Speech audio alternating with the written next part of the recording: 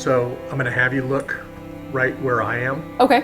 I'll be looking down here, so Okay. I won't have a whole lot. So don't actually look into the camera? Don't look into the camera, look where I am. Okay. Okay. So go ahead. First thing we're going to do is say your first and last name and spell your last name for me. Okay. Natalie Corona, Corona. It was pretty clear right from the get-go when she was very young that she had it in the blood. She has always had it somewhere in her. She just had like this feeling that she was always going to become a police officer. Everything was law enforcement. I mean, whether she was dressing up for Halloween or if it was a career day at school, it was always law enforcement. I think it's that competitiveness and commitment to public service that led her to pursue a career in law enforcement. You could see early on, and when she got into her teenage years, she took great pride. You could see in her physical demeanor when she would talk about law enforcement. It was her passion. You know, she would just get all excited and, oh, look at, look, Pops, look.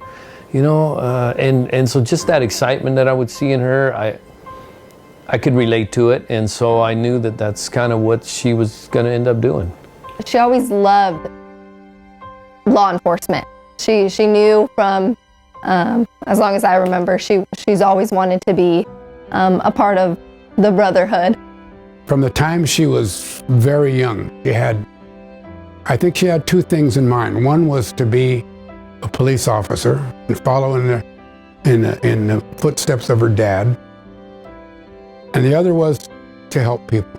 Honestly, she's always known that she wanted to be an officer, and I want to be a cop just like my dad. Well, she would always look over up to my dad, and all the times that he would go to work in his uniform, she would follow him out the door and just want to go on rides with him and pretty much want to be him and look up to him. She had all the good traits that you look for in a good officer, and I think she would have had a very successful career.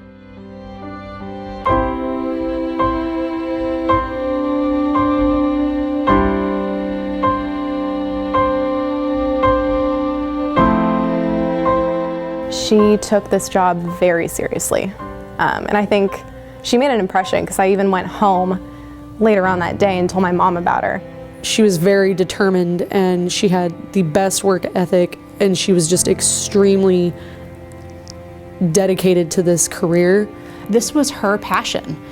This is what she wanted to do. This wasn't just a career choice. This is something that meant everything to her, to follow probably in her dad's footsteps a little bit, but also for herself, that she wanted to be really successful at this job.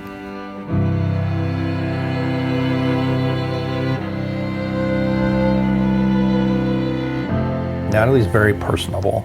She also wanted to make sure that she had a personal connection with everybody. And in that respect, she was really quite different from a lot of the younger, officers even that we work with. You could tell right away she was special in the way that she cared about human beings.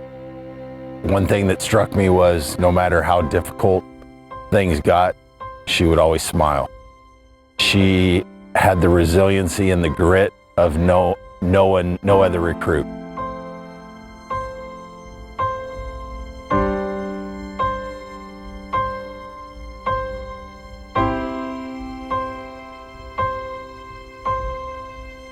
Yeah, I mean, it's almost impossible to think that, you see someone, you wave bye, and then you don't see them again. It's hard. I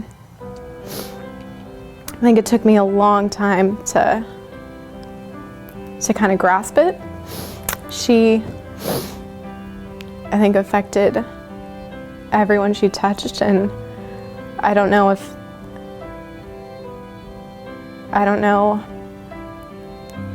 there's really a way to say, she's completely gone, because her presence is everywhere. I mean, she